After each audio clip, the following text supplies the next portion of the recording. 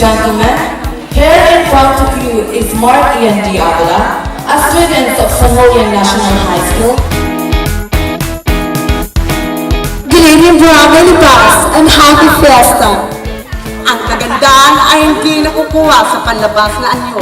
Nakikita yan sa paglabas po ng pinto. Happy Fiesta, San Julian!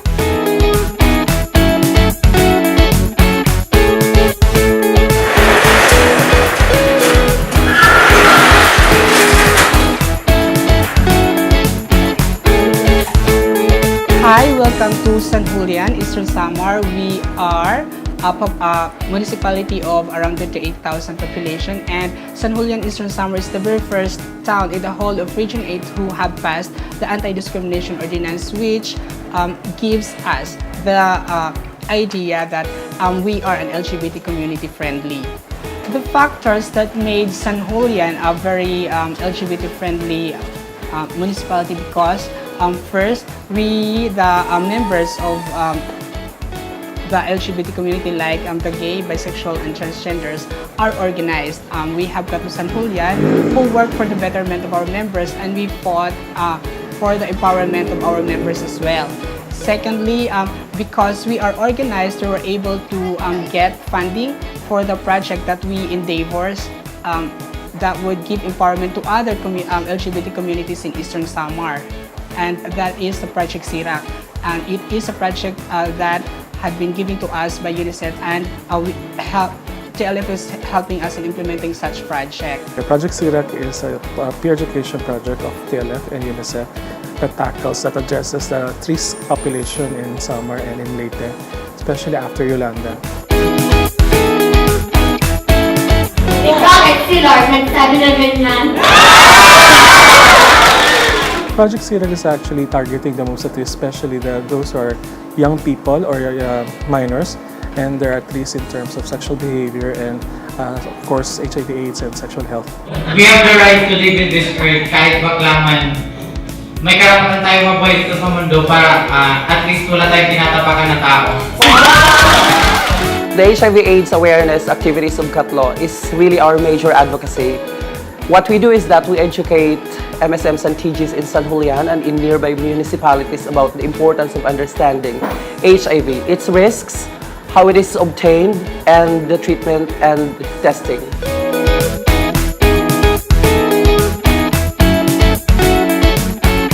Condom, correct and consistent condom use. Lapitan niyo lang po yung peer educator ninyo or lapitan niyo kami sa provincial hospital. Hindi namin kayo lalapit.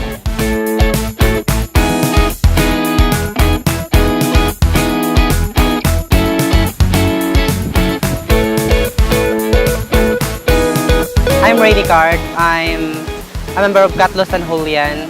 Kalto San Julian is a community-based organization among MSM and TG. MSM means men having sex with men, and TG transgender, which seeks to promote sexual health, rights, fight against discrimination, and empowerment. Right now, we do an outreach activity. We share knowledge about STI, HIV, and AIDS to make them aware about the risk they were having. Since 2008, we have an increasing number of HIV and AIDS cases in the region.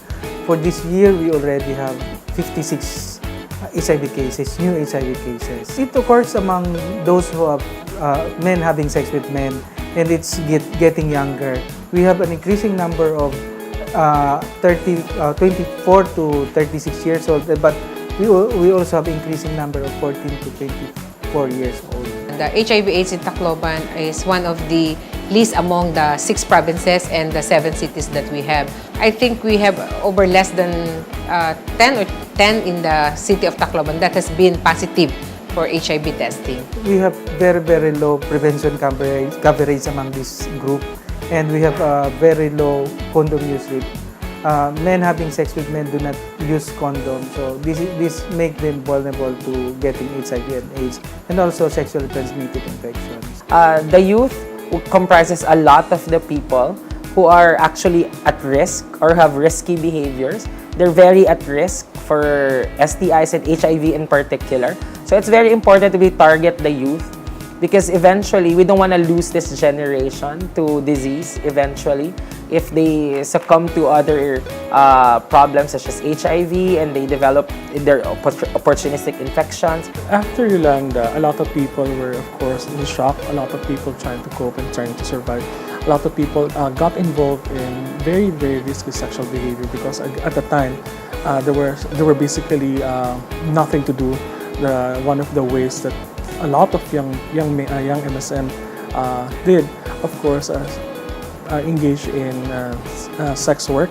After Yolanda, we theorized that sexual activity probably has increased. This is because we have a huge number of teenage pregnancy. So we have a lot of people displaced, and these people have been vulnerable to having sex with someone else in evacuation centers. After the super typhoon hit in the Philippines, UNICEF was one of the early responders. Initially, our response was focused on little children, and then pretty early on we realised that adolescents or young people were a gap in the response. Young people are vulnerable in different ways, and that's why we were really interested in how we might include in our response some of those young people who are same-sex attracted, some of those young guys who maybe had questions about their sexuality. Some of them engage in sex for food, and some of them because of, again, what happened to them, they were in shock, and one way of coping up is, of course, doing sex, and a lot of the sex that happened were basically very, very risky. We recorded more incidences of STI and HIV after Yolanda, but also that is a biased statement in a sense that before Yolanda, the monitoring for STIs and HIV was also very poor in the province. It took a disaster for us to really delve deep and really realize that STIs and HIVs are something that we need to focus on. We want to empower our young people, to give them a choice, to give them the choices to do something right about their health as early as their adolescence. For this particular theme, I guess young people, and particularly when we're talking about HIV or sexuality, what we find is we have a civil society that's really vibrant and strong and better placed to actually work with a lot of these young people. So early on, there was a bit of a call out for who might be in a position to respond, who might be working with partners in that area, so that we're not kind of going in cold. We in the public health sector would want somebody who's already in the community, who's very ingrained and who already knows the ins and outs and the nuances of every community. We have Kalto working with us. They're providing education campaign. Before we have a lot of condoms in the office and these are not being used. Now that we have people working with us, we have been distributing condoms to these vulnerable groups. When I started the program, and it wasn't really well organized yet at that time, we really had a hard time. People had this stigma of being labeled as somebody who's promiscuous, and they really didn't go for testing, much less counseling. They really don't want people to tell them about these things because they're ashamed of what the community will feel. I want to have myself tested because I want to answer the question if I do really have the I do really have an HIV. At first, I was afraid, I was nervous because I really don't know what will be the result. Yung nakasanayan ng mga TGs natin and MSMs, they really don't use protection when engaging to any sexual activity. There are challenges because first, HIV is misunderstood. So there is stigma to someone who has HIV. So that when we encourage someone to undergo testing, it is sometimes supposed that that person has HIV already. So there is suspicion. If in case I will be positive, I think there will be a lot of people will know and they will discriminate me that I am a PHLIV. They're confident na yung mga na kukuha nila ay or ang nakaka-engage nila ay hindi carrier ng sakit kasi kilala nila within their municipality or within their town. If you are undergoing HIV test, for me, it means you're having sex with others. That's why I was first hesitant in taking the test. Nagiging vulnerable na sila kasi nadadala yung practice nilang ganon when they go out to bigger cities.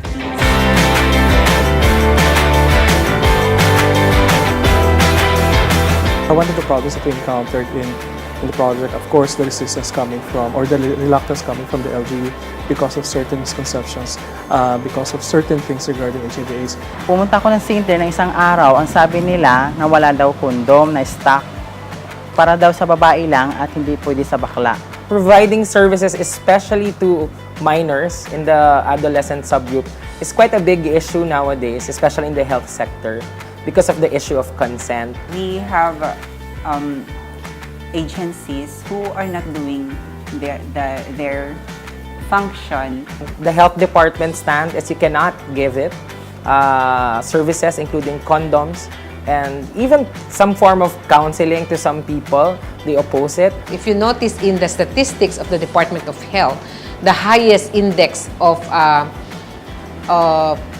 cases of positive, turned out to be positive with HIV is in February. If you will notice, we just give left and right. Because they still have this belief na they're encouraging more sex sa mga bata pag nagbigay sila ng condoms. I am not against the distribution, but how ready they are in using this, how sure they are that they can use it well.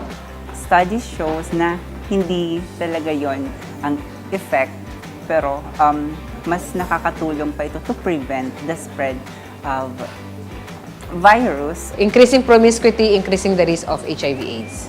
I think that since they are most at risk, that the government should actually take care of this particular subgroup of our population. It's still a taboo for some, right? No, MSA or LGBT is not yet in a way acceptable in a culture like Philippines. However, we treat the person as individual. You are dealing with a culture, so the church culture, the political culture, the economic culture, and these things. Hindi pa rin yun na nasa-separate yung religious belief at saka yung pagiging professional. Our mayor is very supportive of us. The local LGU members are very supportive of us because they see us as a good factor in the development of the community. One of the components of Project Sirak is to have a stakeholders meeting, stakeholders planning, and this is where we engage the local government and of course the community with regard to services. Pumunta ako kay Mayor kahit nakakahiya, kinapalan kong pagmumukha ko kasi kailangan pumunta ako sa kanya para makahingi ng permission na makapag-outreach sa kanyang municipality at may bas-bas galing sa kanya. Watak-watak kasi yung third sex members namin dito. At saka yung respect sa kanila parang napakababa. Nung na-organize na sila at saka naging involved sila sa mga issues sa community, biglang tumaas yung respeto sa kanila. Ang saya-saya ko pagkatapos binigyan ako ng permission makapag-outreach sa kanyang komunidad. Bali, nagsimula po kami dahil sa may time na nag-outreach dito yung Kalto San Julian na kuwan daw ng Project Sirak. Tapos tinipon-tipon kami. Tapos doon nagsimula yung pagbuo ng organisasyon namin. 40 plus na po kami lahat. I said I am happy because there will be a time now that our gays here in the municipality of Kinapundan will be given preferential attention and support if ever. I was very happy kasi nakahanap ako ng mga advocates. So, yun yung hinihintay ko na mangyari dito sa Tacloban, magkaroon talaga ng advocates. Kasi sila yung magpapatibay sa mga sa mga pwedeng gawin ko as legislator and as part of the LGBT community. So where we are looking at in terms of potential and gaps or areas that need to be strengthened are around the actual services. I would like to establish Eastern Samar to become a satellite treatment hub. What the community-based organizations actually need, financial support, and of course, to be integrated into that so-called system of the local government. We already have lack of supply of condoms and lubricants. That's the main issue. And another challenge is there are only limited number of persons providing these prevention activities. Looking at how healthcare providers can provide quality, non-judgmental services. Of course, a province-wide program that guarantees testing, including education, maybe with DepEd or CHED, where we can partner with in the future. And most of all, a province without stigma and a province without a new HIV case. There's a lot of changes when I became a member of Katlo. I'm happy that my family accepted me more, and not even my family, but all the people that surrounds me. They support me in everything that I do. Ang laki ng papasalamat namin sa Kalto San Julian, lalo na po sa Project Sirak po. Kasi sila yung nag-inganyo sa amin.